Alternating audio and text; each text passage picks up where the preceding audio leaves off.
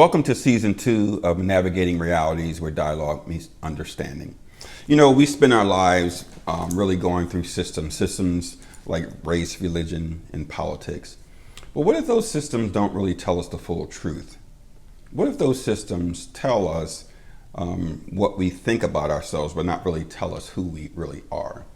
So Navigating Realities, we try to have that discussion, not answer the questions about that, but really to get us to sit with contradiction and be more comfortable with that and comfortable with ourselves, and then we may be more comfortable with others. So that's what this conversation about. So today we have our special guest, New Jersey Attorney General General Davenport is with us today. Welcome, Jen. Thank you. It's good to be here. You are the second Attorney General that we've had on the podcast. Excellent. So I'm happy to have you here, happy to see you. Before we jump into the questions, I just had one question that I'd like to think about. Like, what is something in your life that you learned your whole entire life that you're not so sure holds true to your life right now? Maybe that you just knew. I think what I learned now is that you just don't know everything. Mm-hmm. Not that I ever thought that I knew everything at all, but you kind of had a sense about either where you grew up or the people of New Jersey, but every day you meet different people and you learn even more about backgrounds, about cultures, about just ways that people grew up or things that they do. And I think for me, you think that you've met so many different people over the course of a career, over the course of a life, but there's always more to learn. Wow, that's incredible, because when we're dealing with people, and not like you're in a position where you see people at their best and at their worst. How does that sit with you? How do you navigate that tension when you know you're in a position that you're in? And we'll get into that a little bit more, but how does that sit with you? You're seeing the worst of people and the best of people. What does that do to you? It's incredibly heartbreaking, honestly. I think it's amazing when you see people coming together and people rallying to help others. And that's certainly what we try to do at the department, right? Like, all of our full mission is public safety, but it's also how do we work with all of the different areas that we have in government to make sure that life is better for the people of New Jersey. But as a career prosecutor and somebody who's worked alongside law enforcement, you're right. I've seen people when they've really been down and made really terrible choices and have committed bad acts. What I try to think about a lot is that doesn't define who you are, right? And I think that's a really important piece. And I think as a prosecutor and as somebody who has worked really hard to make sure that there is repercussions and certainly that there's consequences for actions, and to hold people accountable for that, I think it's really important also that you have that extreme empathy. I don't think we should be doing this job at all, any of us, if we don't really see the human side of it. And even though there have to be retribution or punishment or whatever that may be, it doesn't define you, the worst thing that you've done. That's really interesting. You use the word defining person, because that's hard. I mean, quite naturally, when someone commits a crime, you instinctively want to judge them, but to be in a position you're in, like, you really have to, have that empathy. Where does that empathy come from? Where did you grow up and learn? Oh, how did you learn that? I definitely think it's come over time, right? I mean, my parents are people who have always been very civically minded and engaged in the community where I grew up in Wildwood, down in South Jersey. And Wildwood? Yeah. Really? Yeah. Do a whole podcast. Yeah, on Wildwood. That's really great short town. Yeah.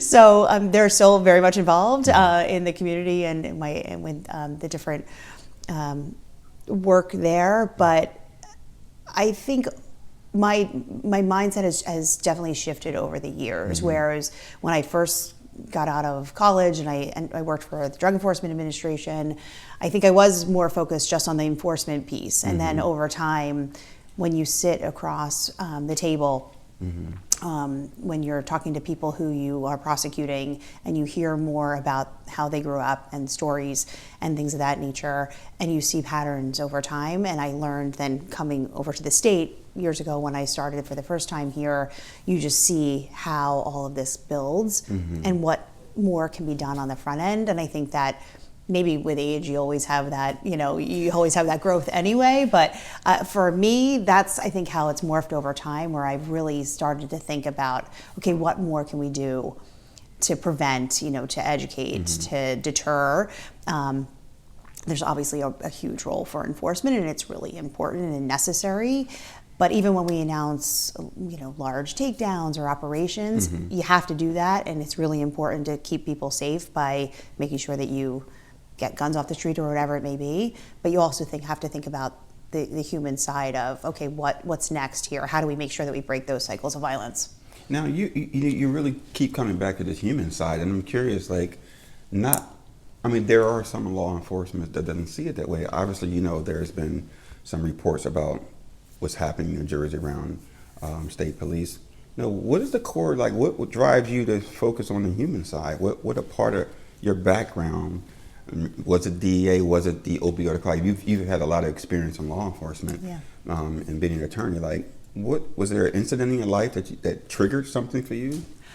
I don't think so. I think it's just a compilation of, and I think the law enforcement officers, agents, federal, state, county, local, whomever I've worked with over the years, the ones that are, there are so many that really do think about it this way. I know that there are stories and there are incidents and there are cases where you don't have that, but you do have the majority of people, I think, that come into these types of professions really want to do it because they want to help keep people safe, but also want to connect in some way to change those cycles. So I think I've learned from those great kind of role models and people over time. Wow. Yeah. There is that tension between what happens from a policy perspective and enforcing a law than the actual lived experience in communities, particularly communities that are marginalized communities. How do you balance that? Listening, learning, honestly, keeping our minds open all of the time and our doors open all of the time so that we can understand more. And I think also bringing into any profession, bringing people in from, that reflect the diversity and the different people that are within our state to make sure that you have that perspective, not just by listening and once a week or just going around and talking to different people, but also it's so important when we have, particularly in law enforcement, when you have people who grew up in different areas or people with different lived experiences so that they can then help others understand what that means too. And then when you're in the community, you can say yeah, I live here too, or yeah, this was my experience as well. I think that's really, really key. Yeah, many folks don't realize how large the Office of Attorney General is. You oversee over 8,000 employees? That's right. How do you balance 24 divisions. 24 divisions. How do you balance that? How do you, there's just so many different departments under your authority. How do you balance that? With amazing people that work in our department. That's really it. We have to, obviously, as the Attorney General, you have to set the clear vision and the priorities and what you want to get done. But that isn't isolated either. That's with input from folks that are career public servants. That's input from folks around the community and stakeholders and advocates and all the different people that we want to work with and we do work with every day. But we balance it by making sure that everybody knows clearly what we're working toward and how we want to get it done and what our values are, right? Our values are very much in line with, frankly, Governor Sherrill's mission to make sure it's customer service. How are we getting things done? And it's something that I really appreciate because if we think about that and we're doing what's right for the right reasons, it's easier. When you run into situations where there's tension in the departments, because there's always that large of an office, there's tension. What is the core? How do you manage that? What brings you back to your core? How do you resolve that tension? First, I think you have to figure out why, right? What's behind this? Is it people worried about maybe something they've always worked on and they're afraid that power is going to be stripped? And not power, capital P power, but just I've always worked on this. What's happening now? Why are you going to take that from me? And kind of understanding also that I'm a temporary steward of this office, right? There's been 62 attorneys general before me, and only a few females, though, right? Yeah, a handful. So making sure that that people recognize that even though I may have a certain vision and I may want to do it this way, that I'm not trying to say that everything else that you've ever done was no good, right? That's clearly not what it is. It's just trying to make sure that we're stay focused. So to your question about if there's conflict or whatever it may be, I think trying to figure out, okay, like let's cut out the noise, like what is really at the heart of this. And then look, we may not always agree on with anybody, right, about how we want to do it, but ultimately at the end of the day, they can at least know why we're doing it and what the thought process is, and hopefully, get the buy-in early on. So when you think about conflict resolution, I hate to use those terms, like everybody uses those terms, but like, what did you learn at? Was it something you learned at home, or is it something you learned in Well, an only child, so I'm not sure that. But there's always conflict with parents, right? Oh yeah, right? Oh yeah. So I say that because I have two daughters, and there's a lot of conflict between the two of them, and I'm like, gosh, I missed out on this, completely. But yes, I've conflict with parents, with friends, with watching, around you. And I think it's, again, something you learn over time. I got to say, if you were sitting here talking to me 5 years ago, 10 years ago, 20 years ago, I'm not sure I would have, and let's do this again in 6 months and I might have a different answer, right? But I think you're constantly kind of opening your eyes to say, all right, there's got to be a different way here to figure out how people tick and why it is that we want to. People just want to feel heard, and people want to feel like they're part of the solution. And if you just tell them what to do, they're not going to ever feel that way.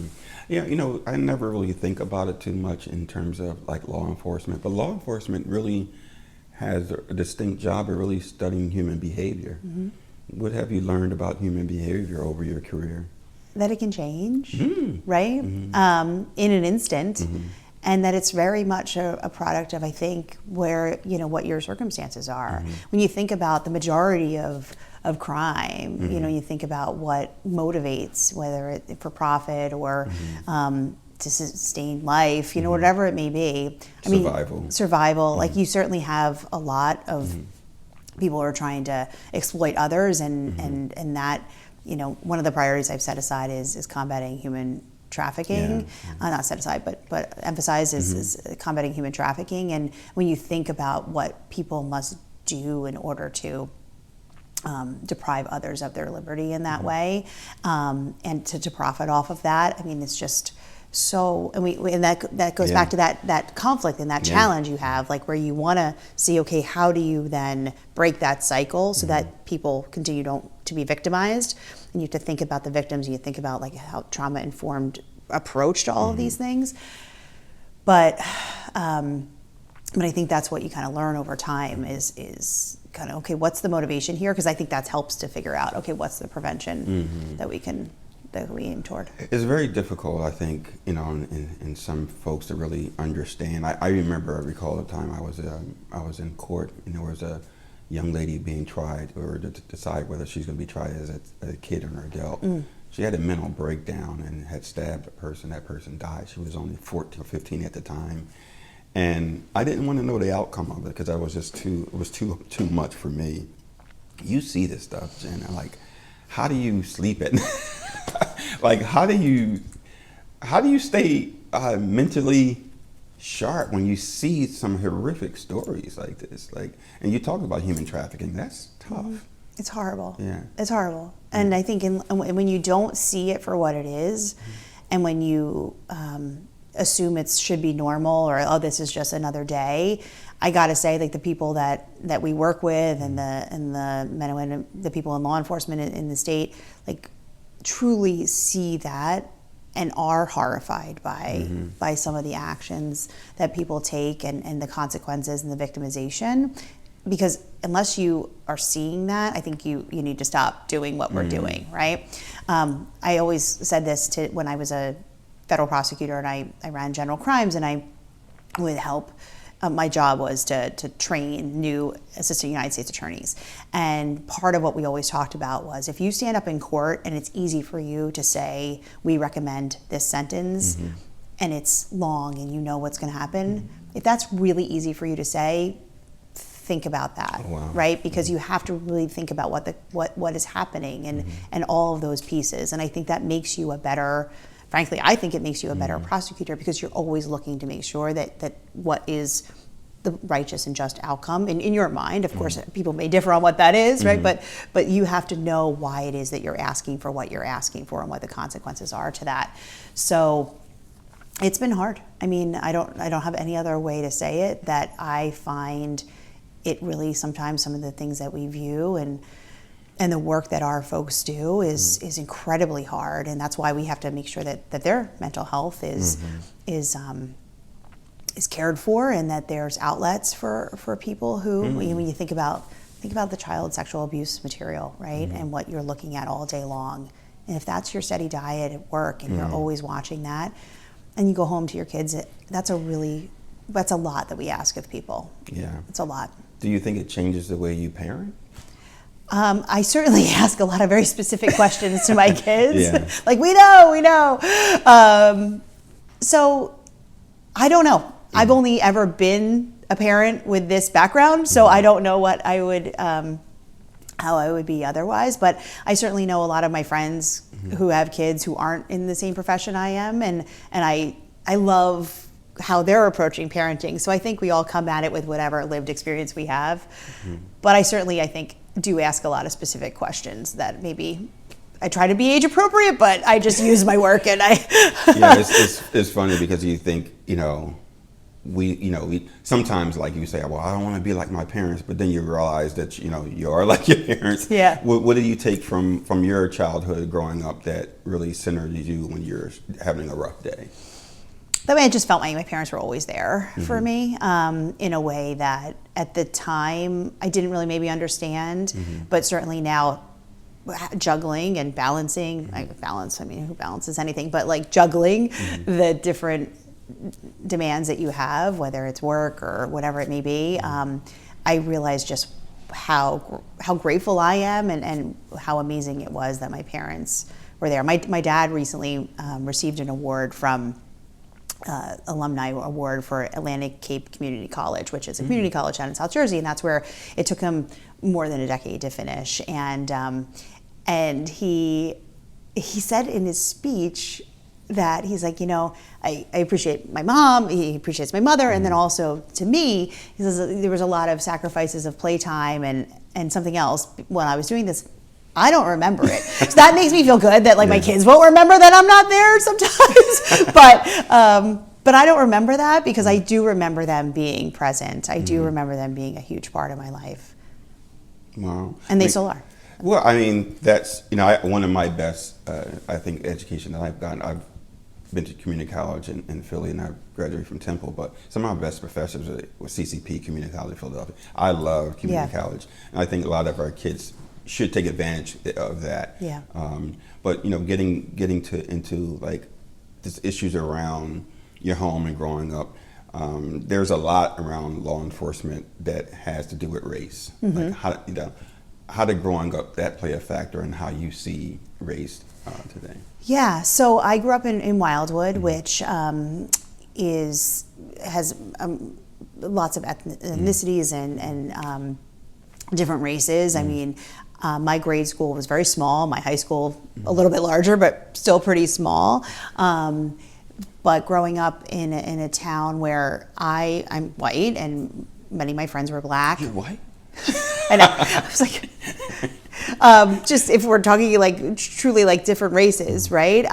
Many of my friends were black. I had Hispanic friends growing up, or Latino friends. And then my mom's family is from Brazil. Her dad was the only person of his family that came here. So my entire mom's family is still in Brazil. So we would have regular communication with our relatives in South America. So I feel like I had exposure to people that were not like, maybe didn't look like me, right? And I had a very comfortable relationship with law enforcement. My father's a retired firefighter. He was a career firefighter. And I was always at the fire station, right? I was always, and that's connected to the police station. And his brother was the chief of police. So like, I think that in our family or in our friends, I was very comfortable because I saw them as helpers. But I recognized that just a few blocks down the street, literally, or block, or behind our house or next door, people may have had a different relationship if they didn't see that. So even though you're maybe even in the same community, it really is your relationship and how comfortable you are based on maybe how you're treated or how you perceive you will be treated. If it's not a reality, it may be the perception. But either way, it's something that I've definitely thought more about, obviously, in the roles that I've had over the last decade or so. And I mean, we talk to students a lot. We talk to younger kids and ask them, just yesterday, we were asking, why do you feel comfortable with law enforcement? When don't you? And then, but sometimes the answer is really about like getting to know people for who they are and not what law enforcement represents as far as are they there to protect you, or are they there, in some cases, people believe to hurt them, right? And that's difficult. How do you build that trust? Because there are some historical implications where that distrust comes from, right? So this is not made up. No. So how do you restore trust in communities that really have been victimized by, what some folks would call over-policing? I think owning it is number one, right? I honestly think like really being very eyes open about that it does exist. Like you said, it's real. I had I call it like an amazing transformational experience. Back in March, I was able to go down to Selma for the it was 61st anniversary of Bloody Sunday.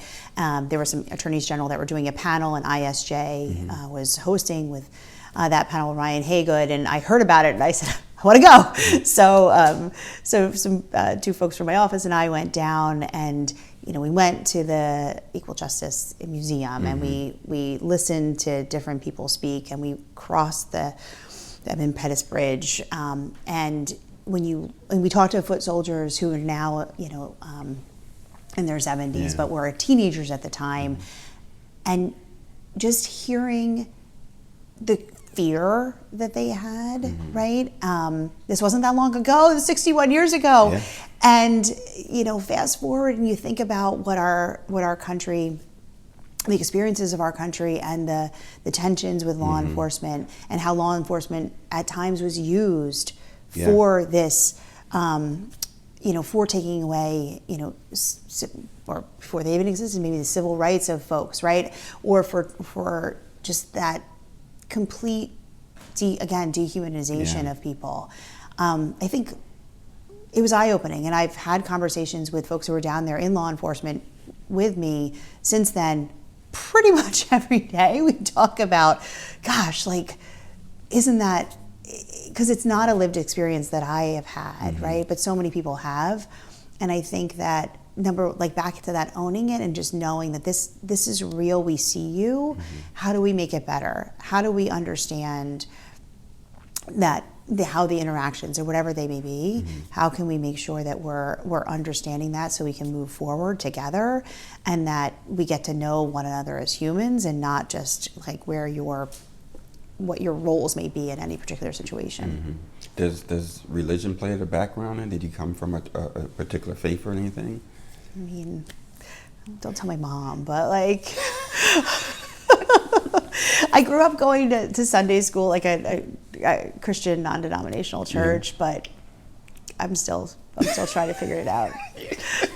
I think we all are. That's the secret no one wants to talk about, right? Yeah. We're all trying to figure it out, and regardless of what faith you're in. Right? I ended up doing like RCIA as like in my 20s because I thought like, okay, I'm going to do this with Catholicism, but I don't. I've tried to figure out over time, I'm trying to like even in this role, and when I was at the state before as a first assistant, you spend a lot of time in houses of worship and churches, and I'm like, okay, I'm going to try this, like my like, are you there, God, it's me, Margaret, like journey of like, how do I figure out what this is? I don't know yet. Stay tuned. Well, I'm a reverend. I'm still trying to figure it Yeah, out. yeah. But I tell folks I have a Buddhist teacher, an imam, a rabbi, and a pastor, so I love them all. Yeah, So, that's the thing. Like I bring them all love together. Yeah. what everybody brings to me, but like I don't feel it as much as I do sometimes when I'm just kind of sitting and talking to somebody. I believe that in some higher spiritual, but I'm just not sure what that is. But maybe we can't define it, right? Well, maybe you get the energy from talking to other people. Yeah. I mean, that Yeah. could be your spirituality. Right. Right. Yeah. I mean, in the business that you're in, like you talk to people all the time. So I think we do feed each other. And that's one of the things that we possibly miss. And in your work, you talked about, one of the things that you guys talk about is affordability and housing. You guys have been working on segregation. You oversee the Division of Civil Rights, discrimination in housing. Like, how has that work been rewarding for you? Oh, it's incredibly, when you not just identify a problem, but have the resources and the authority to really do something about it, there's nothing that's more rewarding than that. I think that so often, we may be inundated with our social media, or you're reading news articles and like, gosh, but then knowing that you can, and I think that's what the blessing of this office is, that we talked about it before, 8,700 people in 24 different divisions, Division on Civil Rights, and just being able to really figure out, okay, what are our regulatory authorities? What are our enforcement authorities? What's our power here to really make good change? It's incredibly rewarding, and it's I think a real privilege to be able to do that, and for the people that we work with to be able to do that. But it's also I'm trying to think of what the word is, but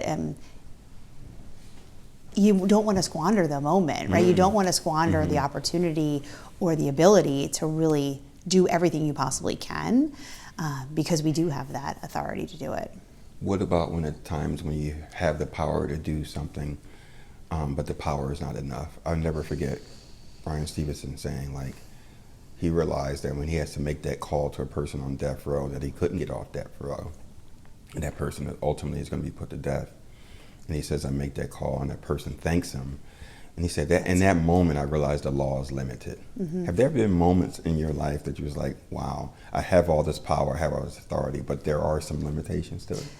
Yeah, I mean, and there's good reason a lot of times where there's limitations too, right? Like you don't want to, like, going to be rogue. clear, right? Exactly. Yeah. It's Some good folks to in have DC those right now, checks but that's not going. No, it's good to have checks and balances on any individual or entity's authority. But yeah, I mean, I can't think of a specific example, and I maybe at the moment, but there have definitely been times.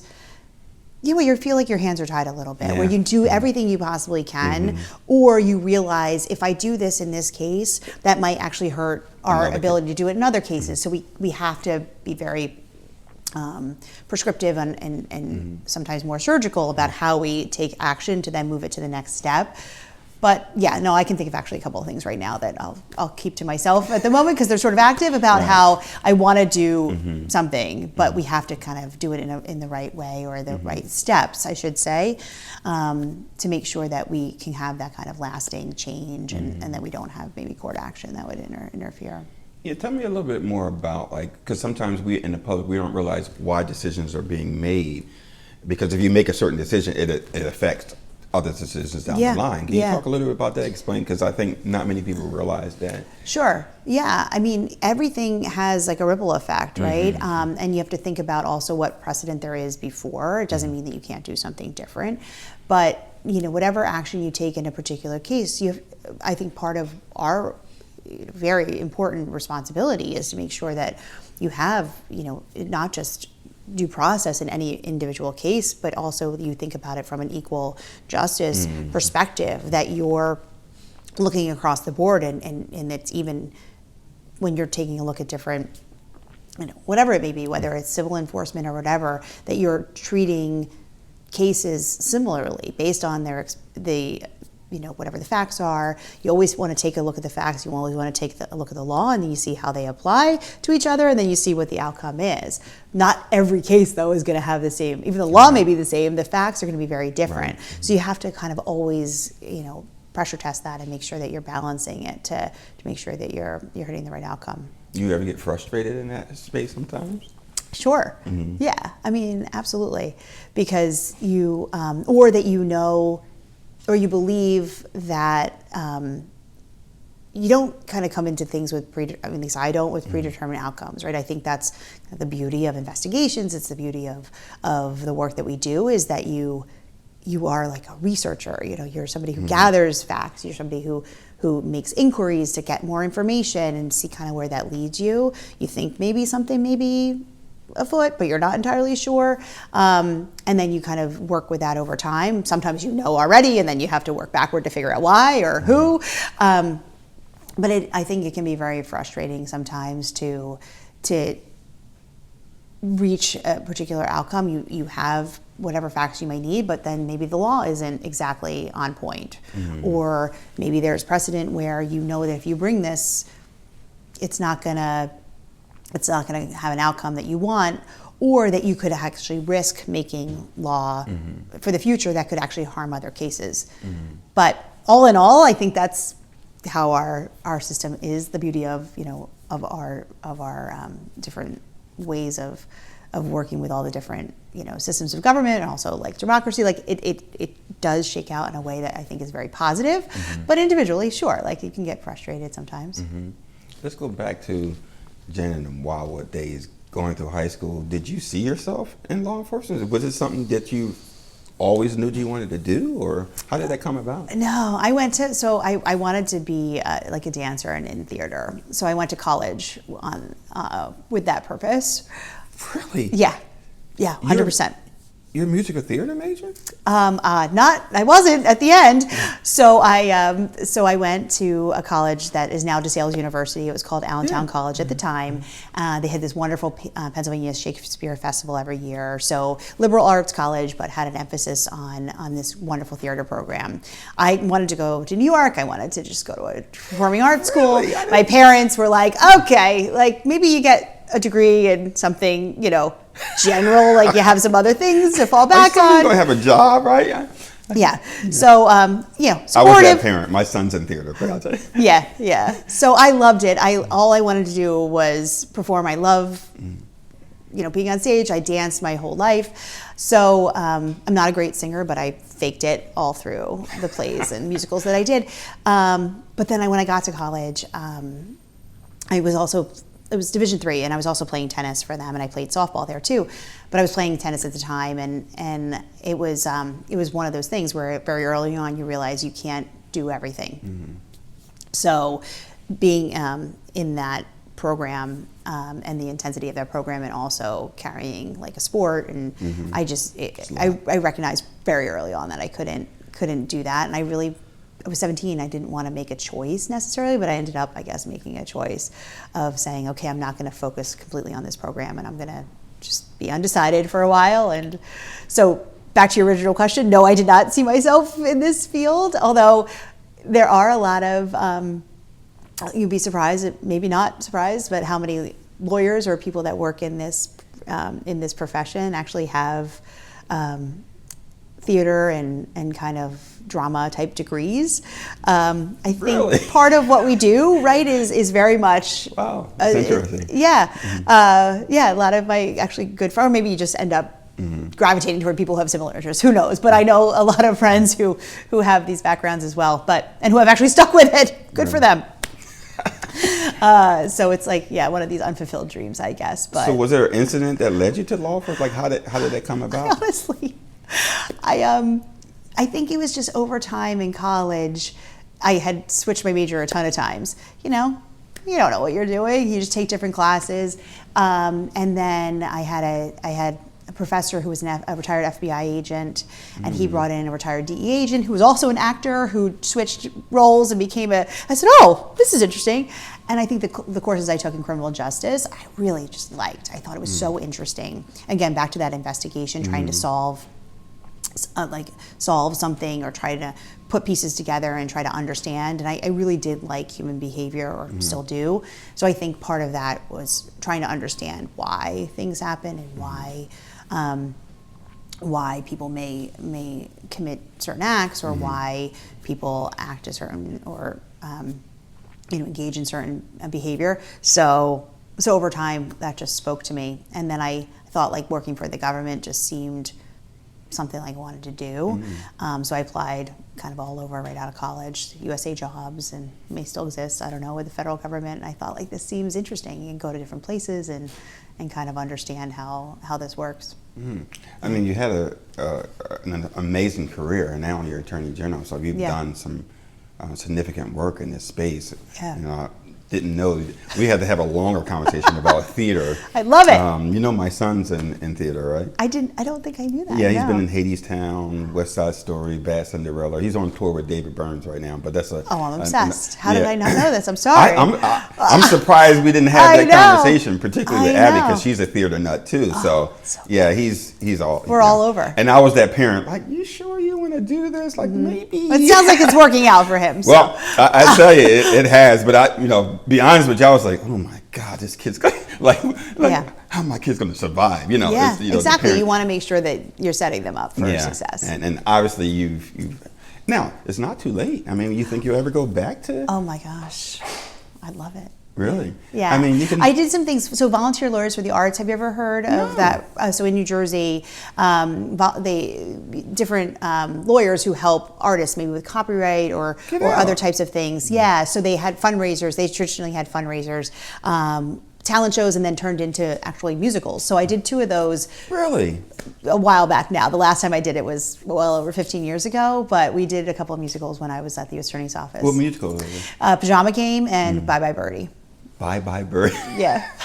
So I'm not a big theater person, even though my son's in it. So I look up these shows and like, oh yeah, they're both pretty like I think 50s or 60s. Yeah, I went to see. It's so funny. I went to see Hair, and I was like, oh. My son was in Hair, and I was like, oh, maybe they should retire this one, but. I want to get in trouble with the theater people, so I'm not. No, that's the beauty of theater. It's just like art, right? It speaks to different people in different ways. I think Les Mis is just too long. The music's lovely, but I agree. It's too long. Yeah, I do. I mean, I have a bit of a shorter attention span. I love these like musicals that are or just my favorite. Drama. I loved Hadestown. Yeah, that's when he was in that and it was just my favorite. Yeah, this new trend of like 70, 80, 90 minutes, no intermission is like. Yeah, that's good. Yeah, that's good. And because all the other ones, you gotta. I don't want to get in trouble with the theater folks. You gotta sit through an intermission, then you gotta go back to another long, like Les Mis. I was like, oh my God, is this thing ever gonna? I mean, I absolutely it's beautiful love music. It. Yeah, no, I love it. But I have a great appreciation for folks who are in theater. The Broadway life is brutal.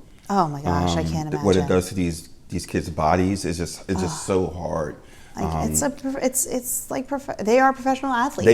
They are, right? And you also know that over time, the roles and what you can do, right? So you feel like much like I said before, like you need to capitalize on this moment because you're not going to be there. You just want to make sure you do everything you possibly can. Yeah. So that's so funny. We should be talking about theater more. But coming down to our discussion is like, what do you think? What would you say to a young person? Who really want to get into law enforcement? What would you say to them? I would say like why? Mm-hmm. Just make sure that they, number one, be excited, right? Because we want more people to be considering these careers. But then say, why is it that you want to do that? And try to like have them start to think early on about all the things, the wonderful things that you can do in the roles where you can be there to protect, to serve, and just make sure that's part of their reasoning, right? I have so many people who I've talked to, so many young people who are in this situation, because I also feel like at a certain time, in your career, like you really owe it to everybody that you possibly can if they want to talk to you about guidance or where you should go. I try to do it as much as I can. my kids are always like, oh, Mom, they don't want to hear from you. Because I'll start talking to them and they'll like, oh, we're thinking about going to law school. I'm like, oh, great, call me. And they're like, maybe they don't want to talk to you. I'm like, well, they brought it up, so I think they do. But I think, and if they don't want to call, they don't call. But I think it's really trying to think about it early on. Because you ask me now, and I still don't know what really drove me. Yeah. It wasn't until I actually then went to DEA and then learned more, and then I went and became an assistant United States attorney, and then that's where I thought, like, oh gosh, what remarkable work we can do to help others and serve and protect in ways alongside law enforcement, even if you didn't want to be maybe a gun carrier or someone who was on patrol. But I don't think that I ever really thought about that early on. And I think the more people can, I think they may see other even avenues within the law enforcement profession that may open up for them. What do you know now that a young Jen didn't know when you first got into this business? That everything's not black and white. Say a little bit more about that. What do you mean? Yeah, I think when I first got in, like out of college, or I thought, like, this is the law, you break the law, and I just think that, sure, that's true, right? Like, there's a law and you have the facts and you figure that out. But I see kind of, I think, more of I think the holistic approach to making sure that we're combating any type of violence, whether it's gun violence, human trafficking, whatever, that you can't just be a law enforcement response alone. And I never understood that early on. And I also think working in, growing up sort of in the federal system, you don't see it as much as in the state. In the state, we're constantly thinking about all the other avenues because we have the ability to do that. Like in the federal system, it's you're a little bit more specialized, right? And that's just kind of how I understood it as well. It's definitely morphed over time, but I'm talking about when in the late 90s it was much more specialized and kind of and my focus was very, very specific and very small because I was a brand new analyst and I came in to do one particular job and then kind of morphed over time. But I think that thinking that anything is a law enforcement approach alone has definitely changed. And it's not just, okay, there's crime and then there's a law enforcement response. That is not it, right? I mean, when you think about gun violence, I mean, the reason why, a lot of the reason I think why we've seen the record lows is because of the investment in the community-based violence intervention programs, which, and really that victim-centered approach from making sure that we break those cycles. Also hospital-based violence intervention, also data and intelligence sharing, and then the civil action, right? It's just, there's just a lot of things that come into play. Yeah, so I mean, it's been fantastic having this conversation and really thinking about your experience and what you offer and what you advise people getting into this work.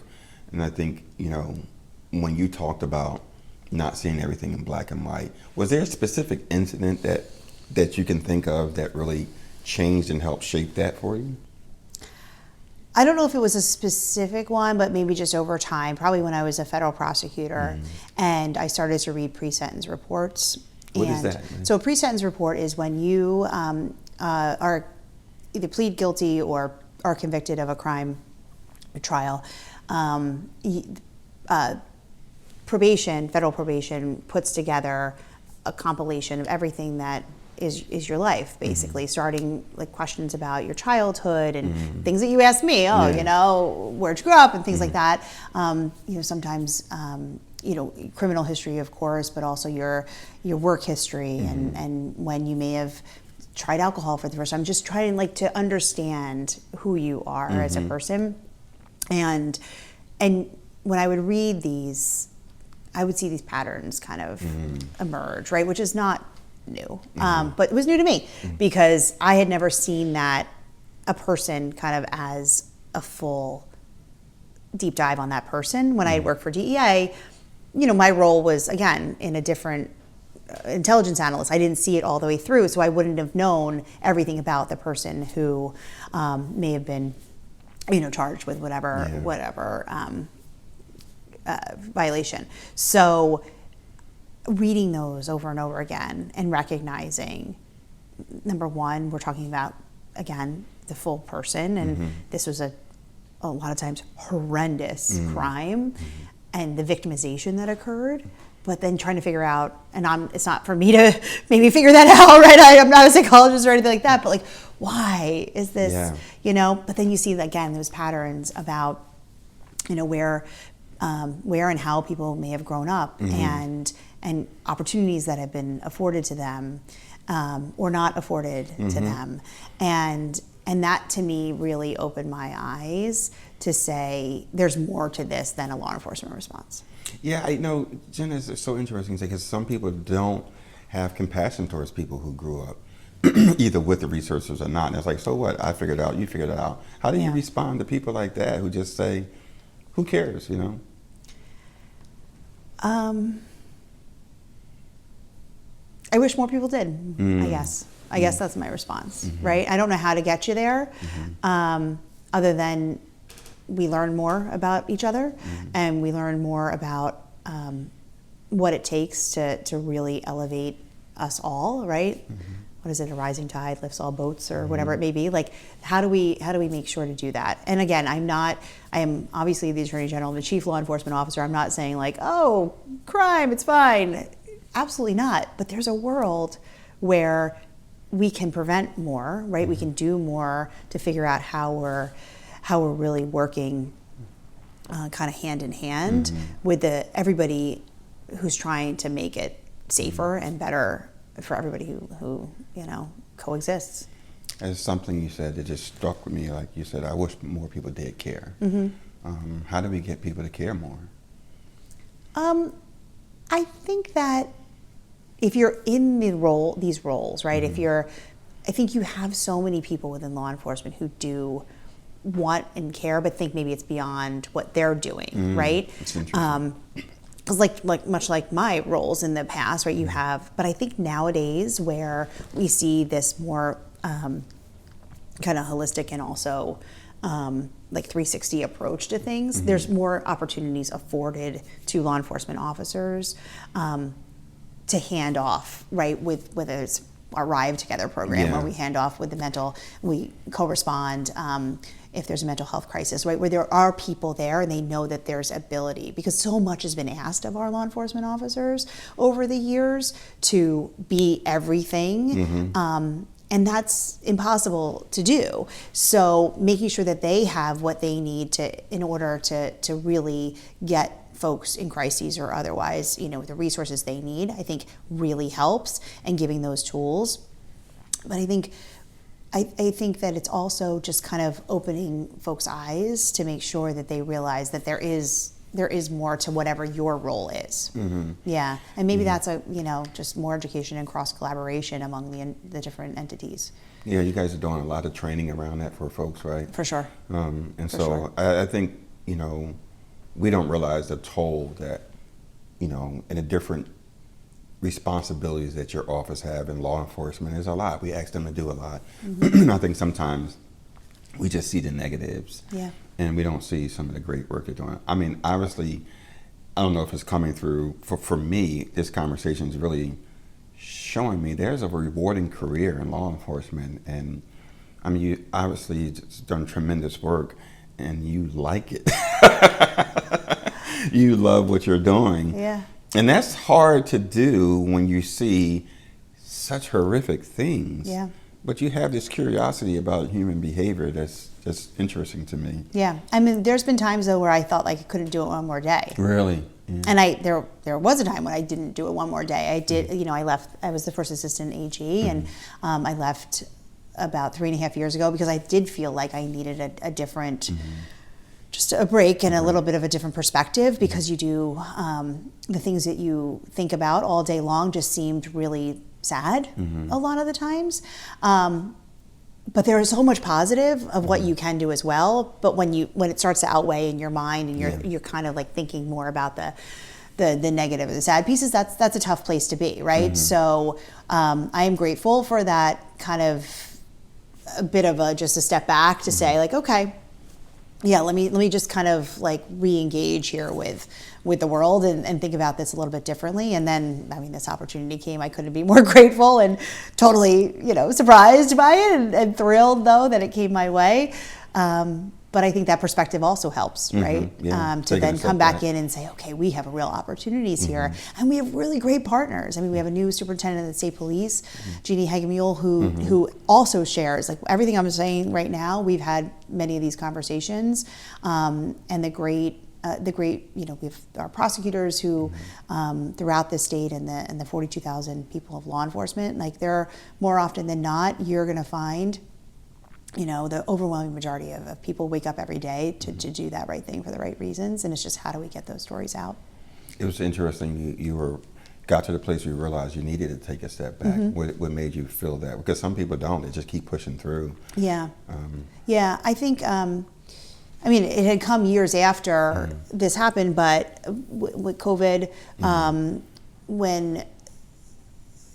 Right after the beginning of which was fine. I mean, it was not fine. It was awful, but that didn't affect me as much. But then during that time, you'll remember George Floyd was murdered. Yeah. And we were doing a lot of work here in the state with increasing trust with law enforcement. And we had already, there had already been a law here about fatal police encounters, and the AG's office is the primary responder to those, investigates those. And so we've been doing that work, but seeing A, what happened across the country, but B, not seeing that as much here in New Jersey, meaning the response was very uplifting because we had seen that the work that we were doing here within the communities for people to understand kind of how our law enforcement works and why we have transparency in the process and what we expect was really positive. But over time, working on those types of cases and it really, again, you see that and like some of the other larger like child sex abuse cases that came through and things of that nature. It was, you got to really, in my mind at least, I was focusing more on things that I thought were just really difficult. Yeah. And I had the luxury of saying, I'm going to try to do something new. A lot of career, public servants don't have that luxury to say like, oh, I'm going to just try something else for a little while. Do you think it's a safe space in your industry for folks to have some mental breaks? I mean, do you think it did more work? Tell me more about that. Is there a space for folks in that space to say, you know what, let me step back for a moment? Is it? Yeah, I think that's what we're trying to do now is really identify that. Back in 2019, I believe, when A.G. Graywall was the Attorney General, we had the officer. Yeah, amazing. He brought me in as the first assistant, and I worked with him for the 3.5 years that he was the Attorney General, and then acting AG Brock after, and then a little bit of AG Plotkin, and learned something different from each of them and their approaches. And what we did with AG Graywall was start the resiliency program for law enforcement. There was a sheriff's officer, Pablo Santiago, who we were with 1 week, and he took his life that weekend.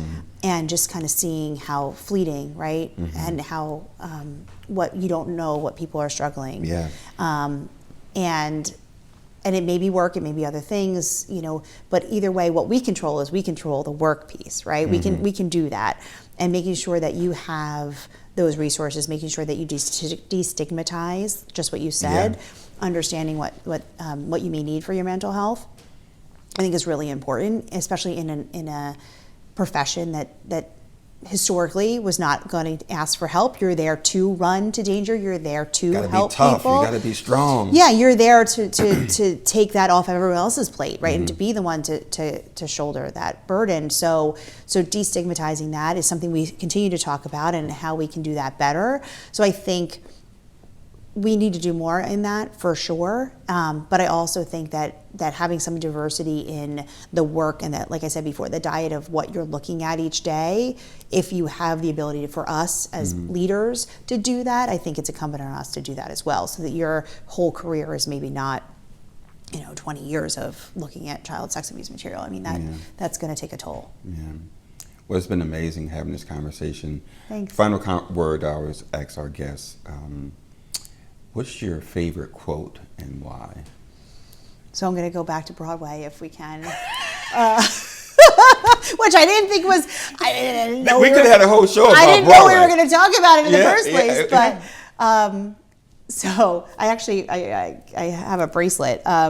It's Avenue Q, which I don't recommend for people that are young adults because the content's a little racy. But it's puppets. I don't know if you ever saw it. I haven't. Okay, well, anyway, there's a song For Now, and it's about everything in life is only for now.